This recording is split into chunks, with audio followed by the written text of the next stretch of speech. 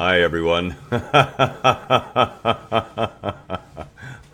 For some reason, we were disconnected at the beginning of that live video, and it was 4 minutes in before I actually realized that it had somehow ended. And this is why we're going more and more with YouTube.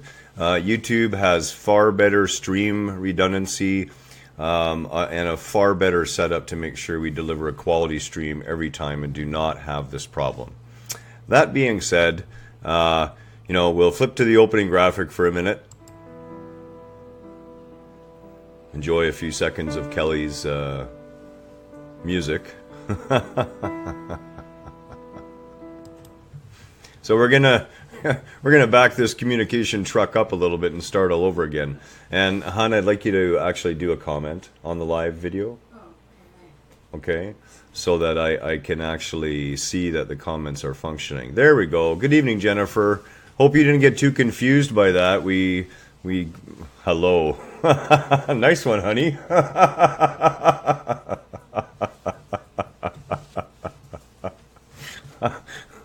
Oh, Carol's here too. Hi, Carol. And we're so sorry. And as I said, this is the reason why we're trying to move off of Facebook for live videos, is that we actually started right on time, and 4 minutes in, the video choked and we lost the live stream. And to be honest, the redundancy and setup with YouTube is much better. And we have no issues because they actually have Canadian servers to live stream, whereas Facebook does not. So today we're talking about communication, and I want to say a big hello to Jennifer, and a big hello to Carol, and a big hello to Kelly, who's playing as me on the other computer there. And hi, honey. It's nice to see you all tonight. And we're going to talk about communication, and this is a really, really, really important subject. And as I said in the first 4 minutes that was deleted and lost, if there's still a subject that can push my buttons every once in a while, get some of those egoic energies that are still hiding deep within there stirring, that's it. Communication. To communicate is to commune. It is, according to the dictionary, when we look at communicate, it is to share or make common. But that's all it says. It doesn't actually say that... by the way, Kelly, Carol said hello to you too. She said hi, Garhen and Kelly. Slap of the wrist. To share or make common is what the dictionary says, but you'll notice it doesn't say what you're sharing or making common. And we have to be very clear about this. What all communication is really about is about sharing or making common the experience we're having inside of ourselves in relation to something that we perceive as outside of ourselves. Another person, an event, a situation. So I want to make sure that everyone's clear on that. What all communication really is trying to share or make commonly known an experience that is occurring within inside of yourself in relation to things that you think are external to you. Now, that brings in a big picture right away. A big picture. It is a big picture. It's also a big problem. Okay? And the problem is this. Our experiences are beyond thought. Our experiences are beyond spoken words. And what's more than that, the vast majority of communication that's really going on, and this is not a spiritual thing or a conscious awareness thing, this is a scientific theory that to date has never been proven wrong. 80+% of all communication happens outside of the words. The words, speaking, writing, talking, only represent 20%. That's why I like to be on the video with people. That's why I like to see them. Because not only do I connect with them energetically, but also I'm also communicating with them, albeit sometimes, people will not be aware of this. But I happen to also be highly trained in the fine art of noticing everything. And I'm going to give you a prime example, okay? This morning, our boy, Kelly's boy, my stepkid, whatever you want to call, I call him boy child, and that's it, because I refuse to label him. And boy child's not a label; it's a state of being right now. And he had to work this evening, and he also had to vacuum the house. It's his day, and he's been told he can do whatever he wants as long as his chores are done. As long as you get your responsibilities out of the way, you're free. Act responsibly, behave responsibly, but you're free. And, so we said, okay, well, since you have to work, just vacuum the main floor today. And it was, oh, thank you, and nothing else. So I went outside, and I was out there this morning, and I was noticing that, wait a minute, we have a school zone in front of our place, and the traffic is moving really fast. Not just the odd one or two, goofballs, but everyone is speeding through the school zone. And then I noticed something else. Was I Marine? Well, very close to Marine. I was in the French Foreign Legion. I was attached to a Special Forces unit, and I was a sniper. So, yes, I was a Marine. Same thing. Except I think I caused a little more trouble in a few other countries. So then I also noticed the conspicuous absence of children walking to school. It's after 8:30, usually at this time of the morning, I'm seeing bodies walking by in the distance. So I stuck my head back inside and said, is there even school today? And magically, as it turns out, it was what they call a Pro-D day here, which translates into teacher's bargain deal for an extra day off in exchange for pay that they desperately deserve but will not see from the government because the public doesn't really care about the children and how they're educated as long as they're being babysat for that time. Wow, sorry, that took 2 whole breaths.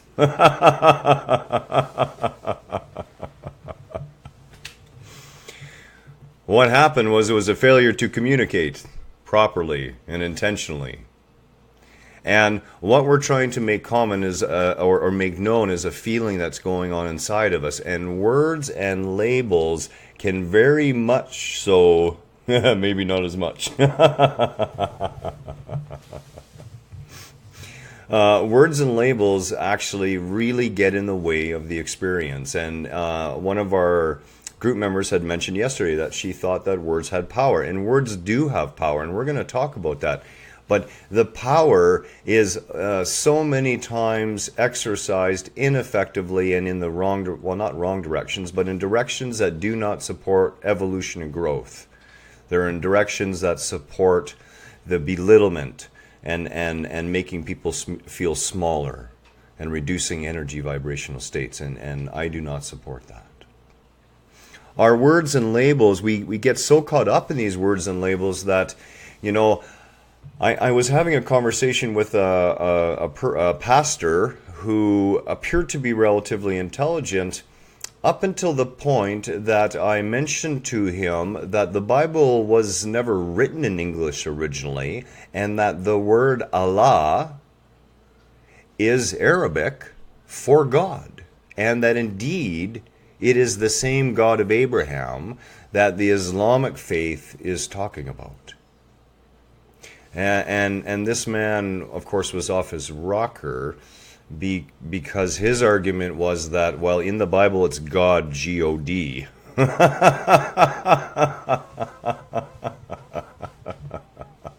And because it was in the Bible and it was spelled G-O-D, that it had to be written that way to actually be the same God. Now, this may seem like an extreme example, but in reality, we do this all the time with words and labels. Well, that's a tree. Well, no, it's not. It's a bush. I'm guilty of doing that. I'm guilty of precision in labeling.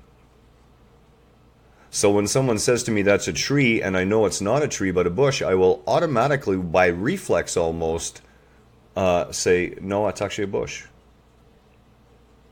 And in reality, neither the word tree nor the word bush goes any distance at all towards describing the individual, unique expression of consciousness that an entity may be, whether I choose to call it a tree or a bush or a grapple grommet. Doesn't really matter. What I'm trying to get across, of course, is the experience, what I'm experiencing about that which I'm perceiving. And I'm perceiving it as being external to me. Now, words and labels versus the experience. This is the big thing. The experience, for example, of a Satori moment, which I have been blessed to have many, cannot be put into language completely. It cannot. This is why Rumi says the only truth on earth is there is no truth on earth. This is why the Tao says the finger that points to the moon is not the moon. Exactly, Richard. Observing observation.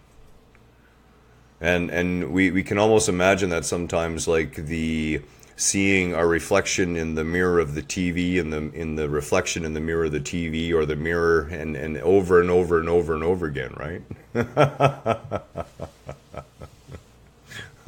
Until we finally, get down into and there's something there, and I'm gonna have to look at that one later because I think we can pull an interesting discussion out of that too.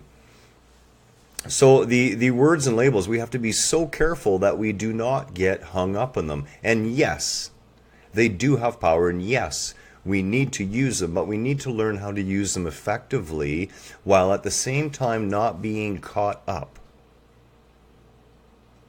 Because really, the infinite number of expressions of human life alone is going to color everything from your perception of language to your definition to your understanding.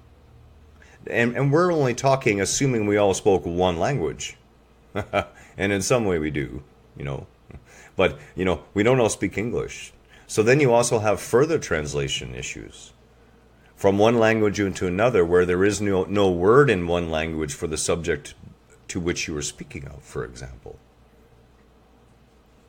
So when it comes to words and labels, we must learn to stand off of them. We must look beyond those. We must look at that other 80% of communication going on, the true communing.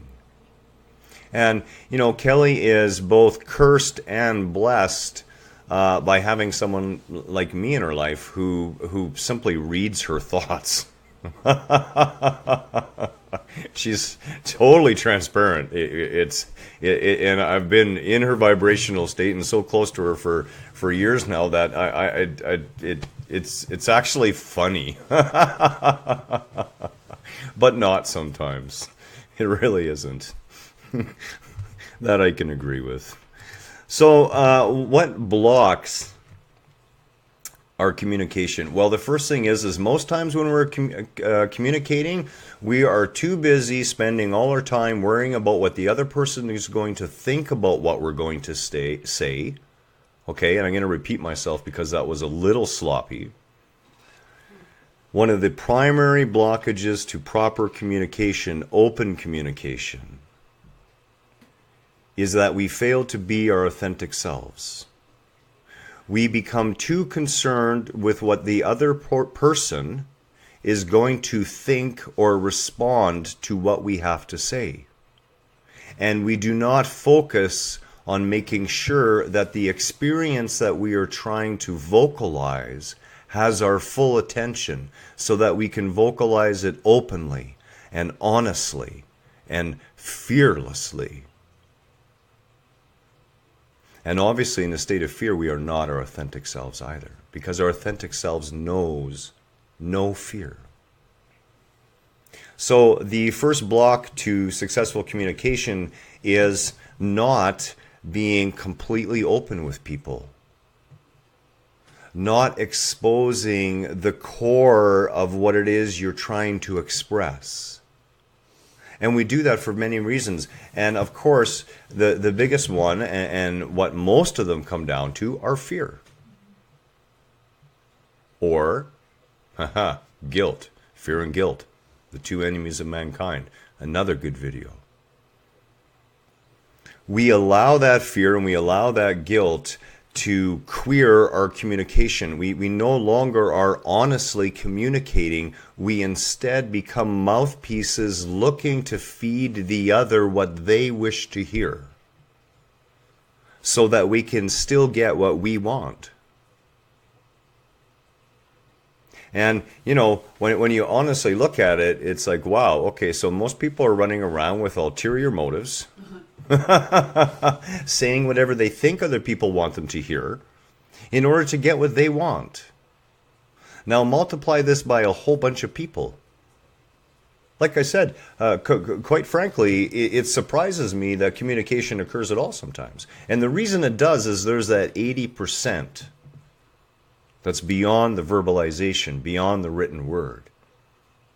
And here's the reason why, okay? You may lie consciously and lie. Okay, let's be clear about lying. Lying is by commission or omission. So either you fail to cough up the truth or you directly lie about the truth. Either way, you're lying. And who you're lying to? You're lying to yourself. You're not being true with yourself. You're being false with yourself. And these lies that we would tell each other, of course, you know when someone's lying to you. You don't know why sometimes, but you know. And the reason you know is the human body, the manifestation of pure higher self, your higher spiritual being that you are, okay, that sublime state of consciousness manifests this human body, this temple inside of it. This temple lives in 100% truth regardless of whatever your ego is up to. And that is the issue.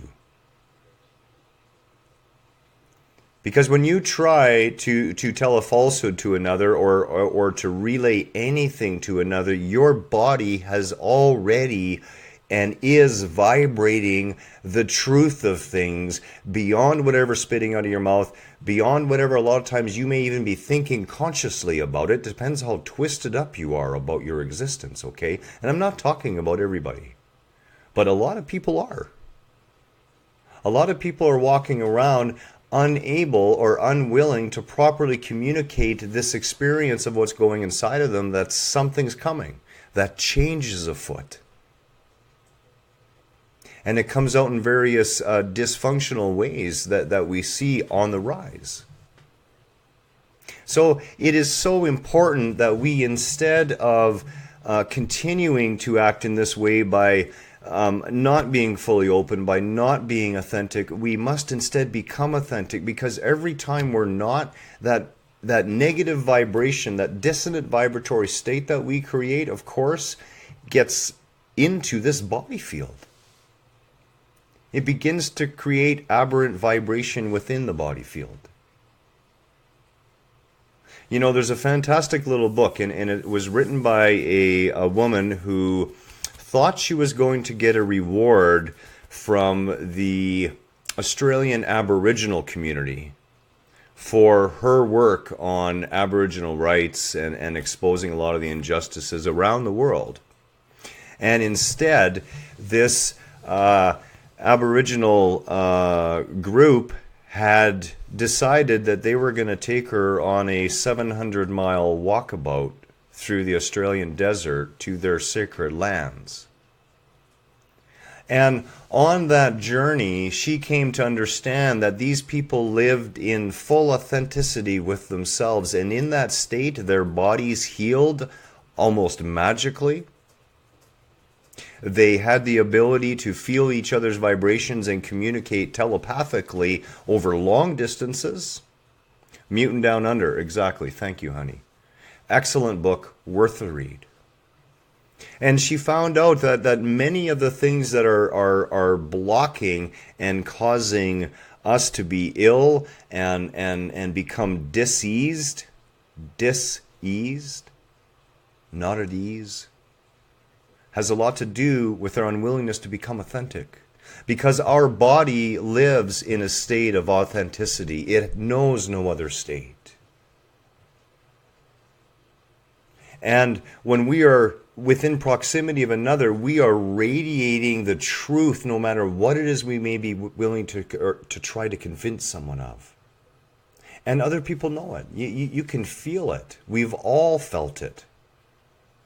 No matter how asleep you may think you may be, you felt it and you know you have. You've been in the presence of someone and you've heard something coming out of their mouth, and in the back of your mind or in the pit of your stomach there is a vibration that's going, bullshit.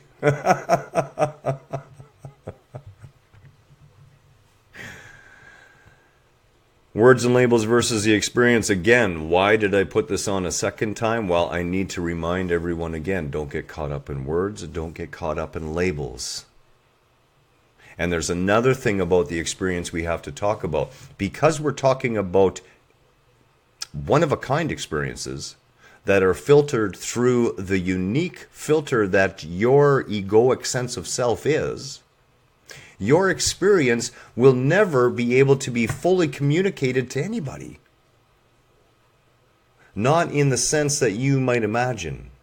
It is totally unique to you. Someone else may have a very similar experience, but where you see purple flying monkeys, they may see purple flying pigs. The point is, we're really trying to relay experience. And if we focus more on how we're going to relay the experience to another, the chances of a successful communication, of meaningful communication, of evolutionary communication become open. And that's why in these videos I like to keep coming back over and over and over again to various subjects, addressing them in different ways, saying the same thing in different language. Now, this part of communication comes into a big issue that's going on right now in many people's lives, and that is the communication between two people. Two people who are normally in love, or have been in love, or think they may be in love.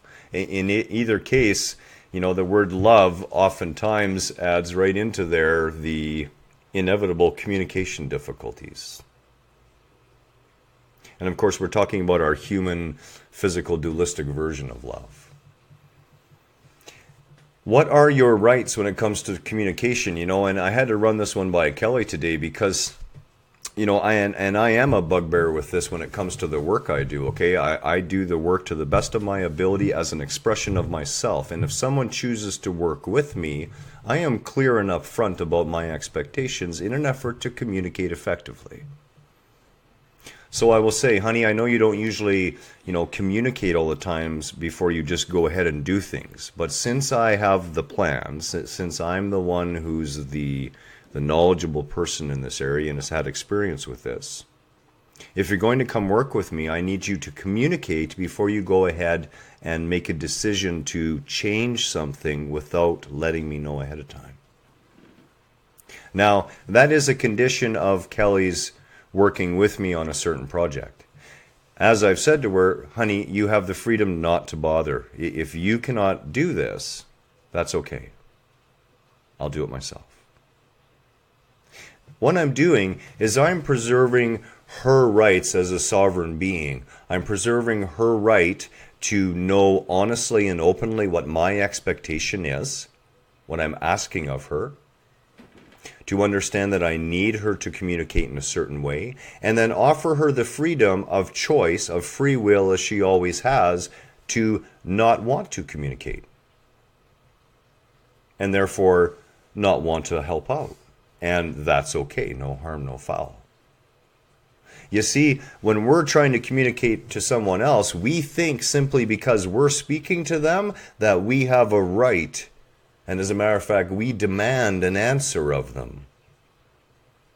Too many times I've been guilty of doing this as well. And I remind myself in retrospection over and over again, work on this. Catch yourself. Do not take away people's free will. You have the right to express yourself openly and honestly and truthfully. You do not have the right to expect someone else to respond. And I know that's tough, but you don't. We may miss or wish, and I know I'm guilty of this, I would wish, that the person would open up and would communicate. Because there's movement there. There's the opportunity for growth. For two people who may have been apart by circumstance to be able to come together through honest communing, through sharing of experience and understanding of each other's experience. And you can want that so bad that you get so frustrated. Now you're angry at the person for their failure to communicate to you in the way that you want them to. Good man, Richard. It takes an honest, growing person to admit. Guilty. As I am too. Take me in. And, our heart may be in the right place. I can honestly say I never have anything except an open love and the wish for growth and evolution for Kelly. But you know what? That wish does not give me the right to shove it down her throat.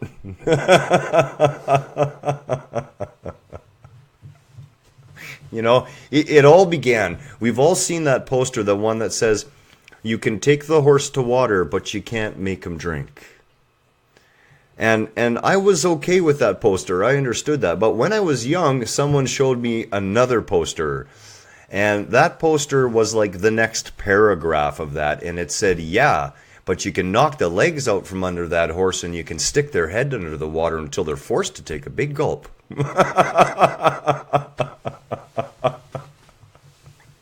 And I have to admit that sometimes I have done that with people, and that's not fair, and it certainly is not right.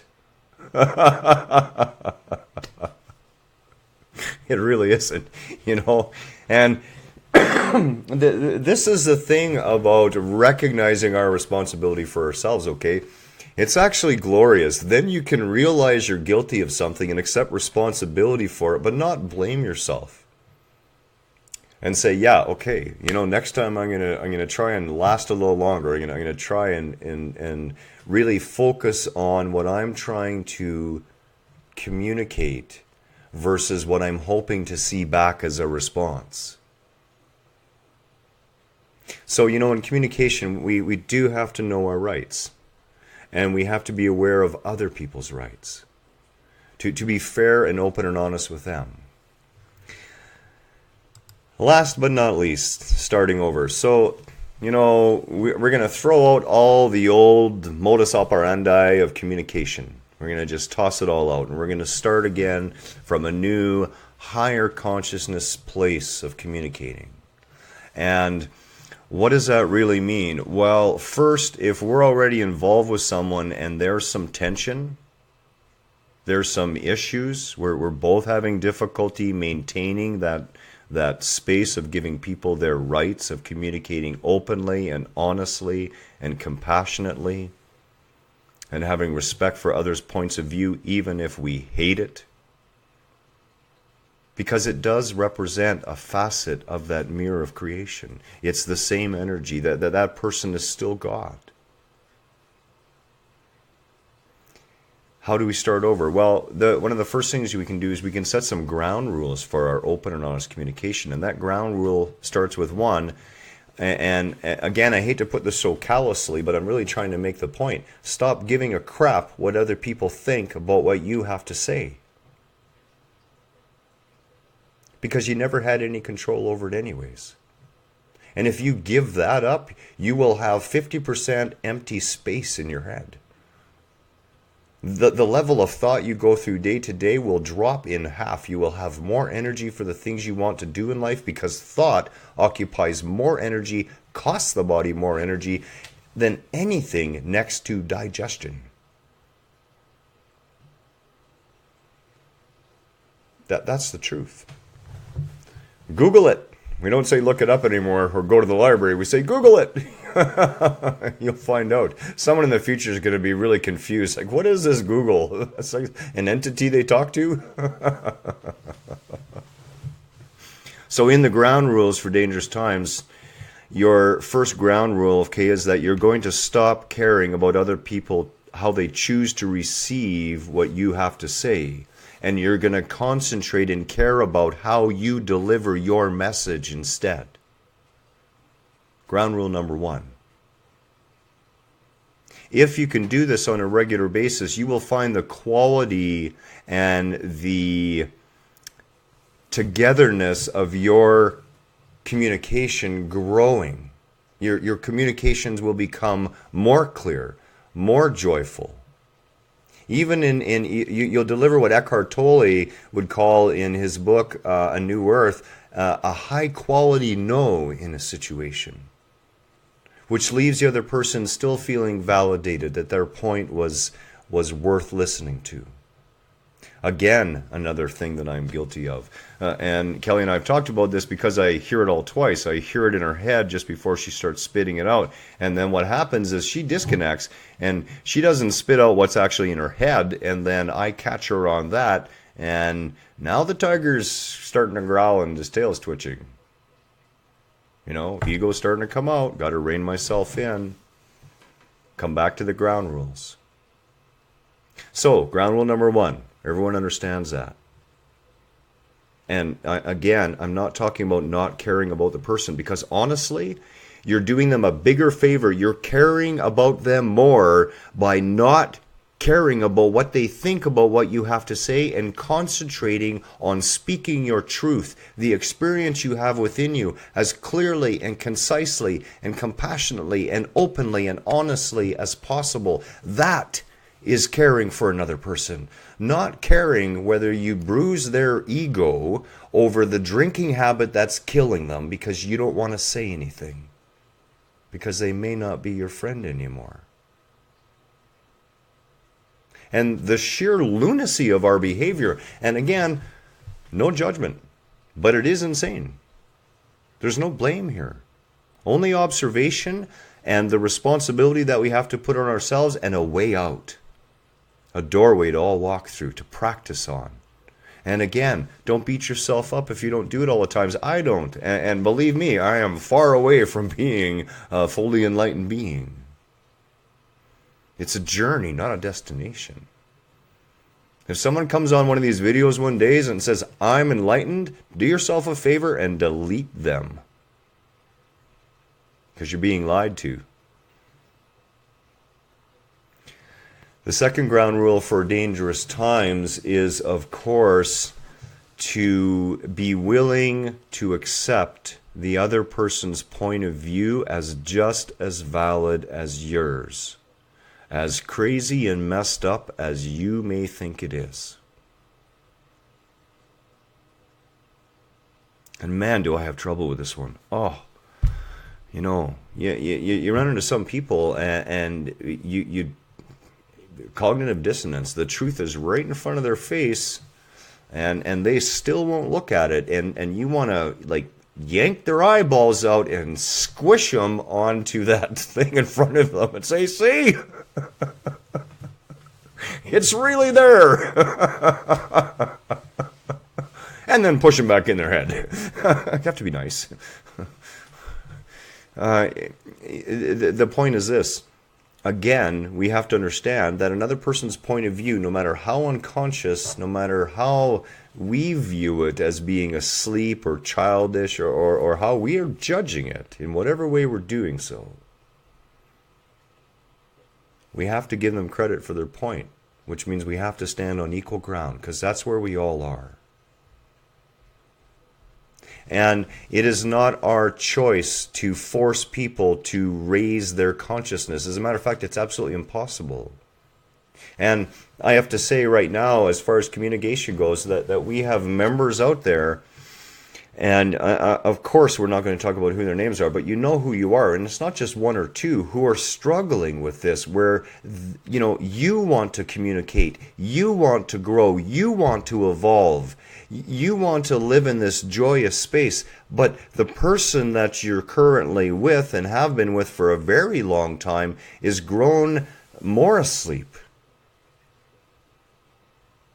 is not going in the same direction at all. And you love them. You love them with all your heart. You've been with them for a long time. You guys have been through thick and thin together. You care about them. Yes, chosen ignorance. Yeah, exactly. Hey, military intelligence. That's kind of an military intelligence, oxymoron.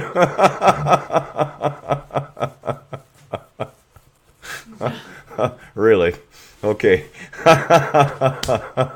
Oh boy, yeah, there's still some fun in there.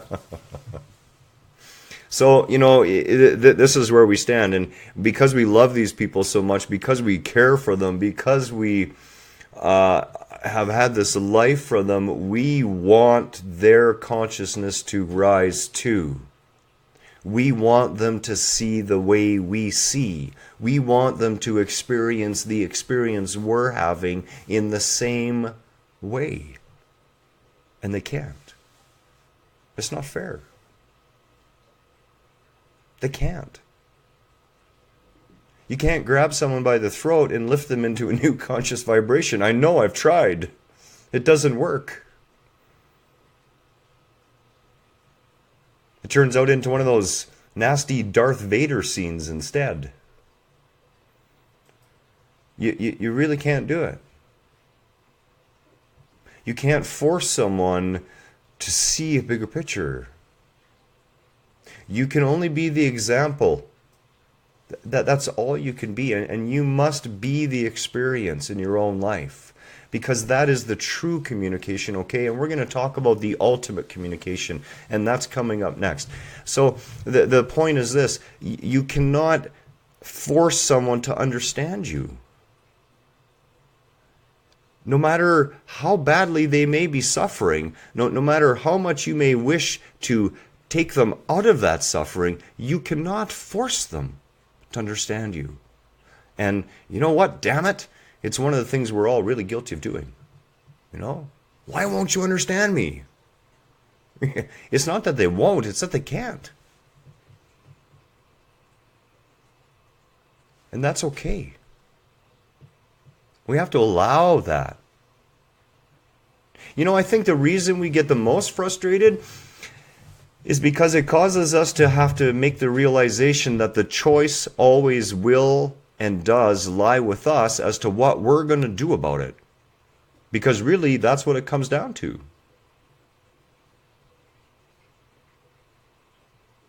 I get frustrated with Kelly because Kelly isn't understanding what I see as a crystal clear spiritual truth, and she's still saying but, and I'm beginning to twitch in the corner of one of my eyes, and it feels like my head is going to explode.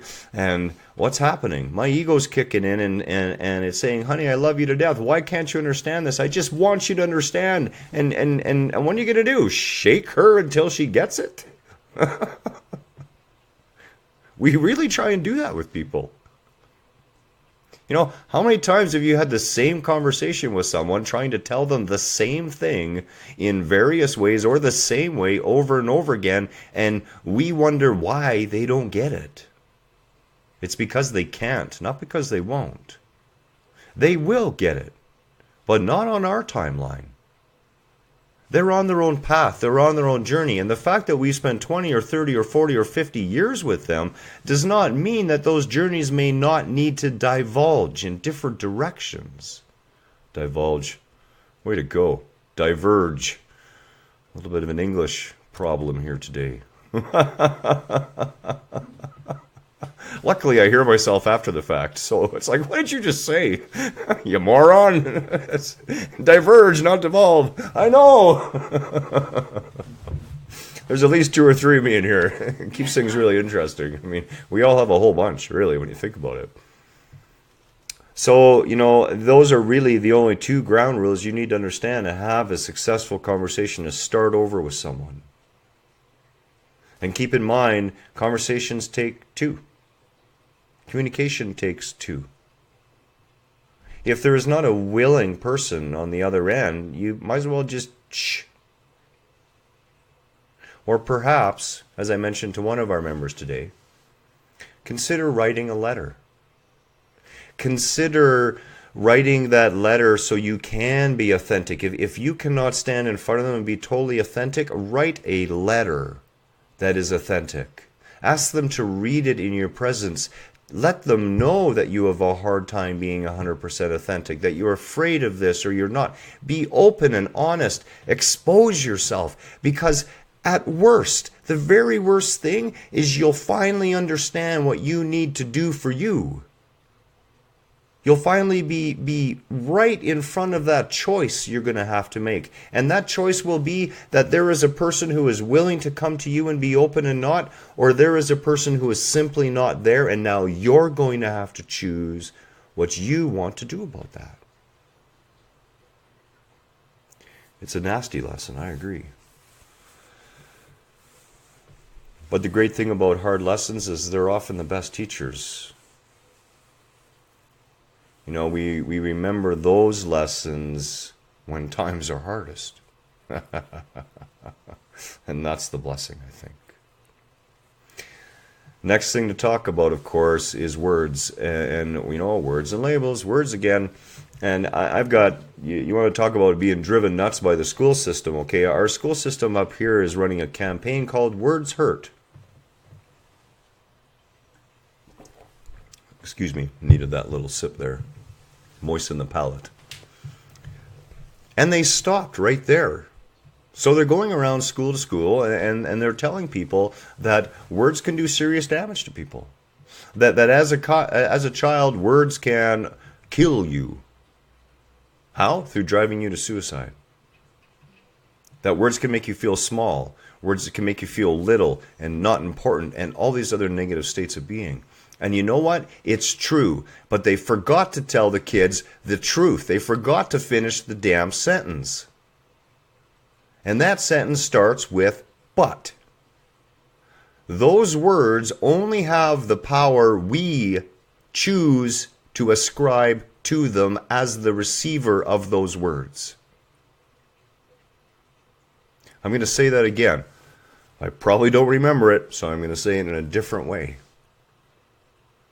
Words do have the power to hurt, but it is only through our acceptance of them. It is only through our choice to internalize them, to take them personally, to stand in the way of those words and let them slap us all over the place and buy into those words. Only then do those words have power. And that's the rest of the sentences that they needed to add to the children.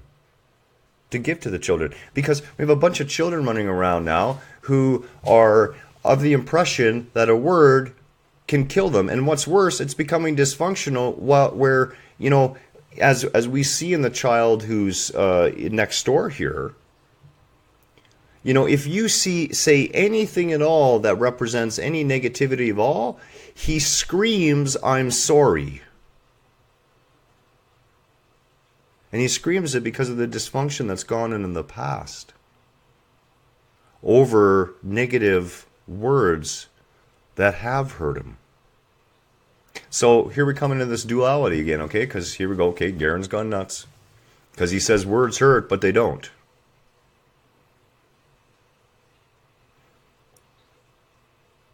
And I got to tell you, we shouldn't use words to do harm intentionally.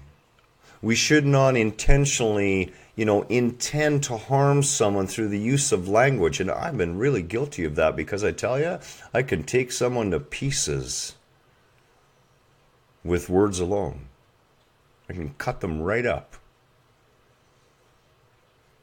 And it's a terrible thing to do to people. And we shouldn't. And I regret any of those times I have done it. And I make sure now that I stay responsible and do not do that. And the reason those words hurt is, of course, we've been taught that what we think about things is reality. And we buy into it all the time. So when someone says something about us, in the state that we're in, if we internalize it, if we take it onto ourselves, then yeah, it can do real damage. But that damage doesn't have to even start. We can understand indeed that words are trying to express an experience within the other person. And no matter what they may be spewing out of their mouth about the way they blame you, or it's all your fault, or any of the other things that we typically lie to each other about, you can remain calm enough within to understand that they are trying to express what's going on within them. And instead of taking that vitriol and anger against you as something against you, you can instead come into the realization, and this will happen to you one time, oh my, how much they must be suffering inside to be spewing out this nasty stuff. How much the pain in them must be when they're willing to yell and scream and turn beet red in the face. How much they must be suffering within them. Sorry, I allowed myself to generate a little too much compassion there because I'm a very visual and imaginative person. So immediately I put a person in front of me and I put them in that state, and I allow that compassion that comes through repeated Tonglen meditation practice to pop out. And boy, it's powerful. Back it up a step. When we understand that, we understand then that we come to a higher place. We literally, your own consciousness can raise through seeing through what the other person is saying, and seeing deeper within, looking between the lines, listening to the silence, feeling it. And then you're going to have a choice, and your choice is going to be to keep yourself closed off and queer the whole experience and make things worse, or you can open yourself right up in return.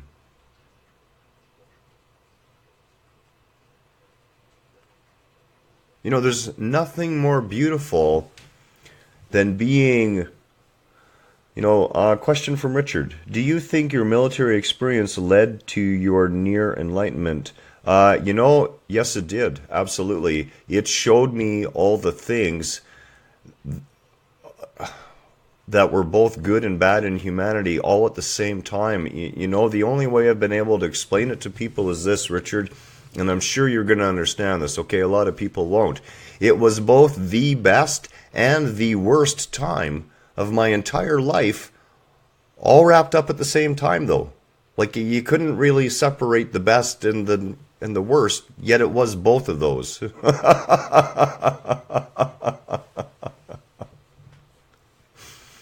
And it taught me so much. It taught me about teamwork. It taught me how togetherness we were stronger. And all of those truths, everything we experience, all of those things help bring us to that point where we have the opportunity to grow. And yeah, having the first time I got shot, I wasn't Superman anymore. That was a profound realization that I wasn't eternal. In that sense. Wait a minute, I'm not immortal? And that happens because deep in our subconscious minds, we know we are. So we have this expectation that as this physical being that we're immortal too, and then someone shoves a bullet through our side and we find out we're not. Yeah, all those things contributed. All those things made a huge difference.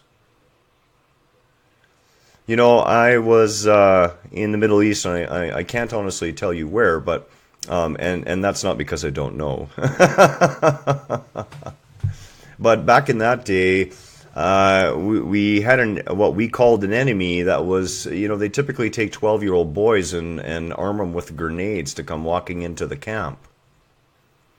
And I took a 12-inch curved tulwar, which is a particularly nasty curved Iranian dagger, right up through the midsection, and it came from a kid, a child.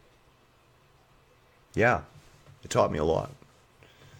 It showed me all the things about humanity that I didn't want to be, and I found peace when I finally read it in conversations with God, where God says, in order to be a man of peace, you must sometimes resort to war. You must come to understand war. You must come to understand the why of it. And then as a man of peace, abhor war at any cost and resort to it only when all else has failed. And I think that's another thing that really came out of that for me, and I'm totally grateful for it.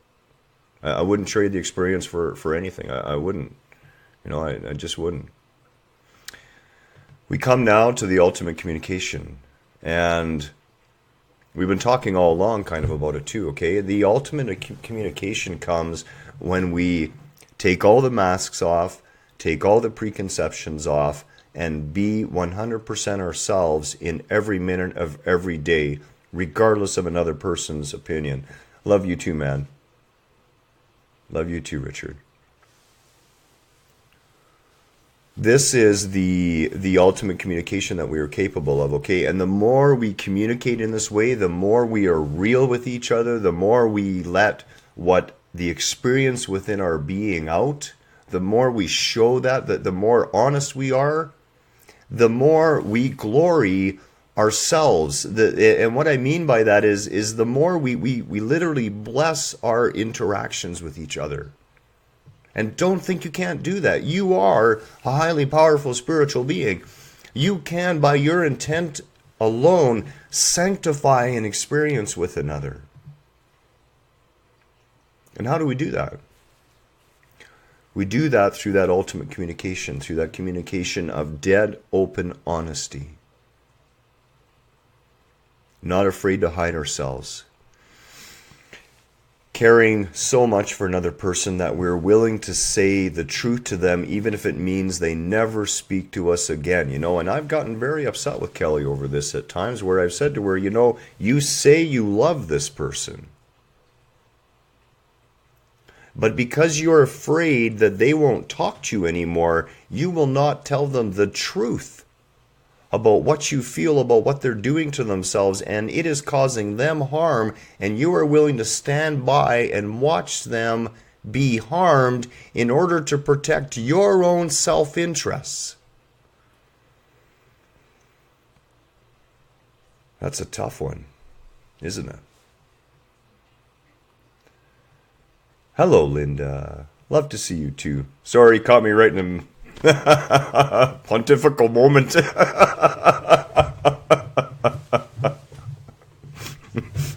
Old Baptist preacher style there for a second. I just don't have the pulpit to bang on. This is a case of being that we do so many times, okay? We literally will allow another to continue to suffer simply because we are afraid to speak our truth to them in fear that they will no longer give us something we want. Sounds a little twisted when you think about it. And we do that all the time. A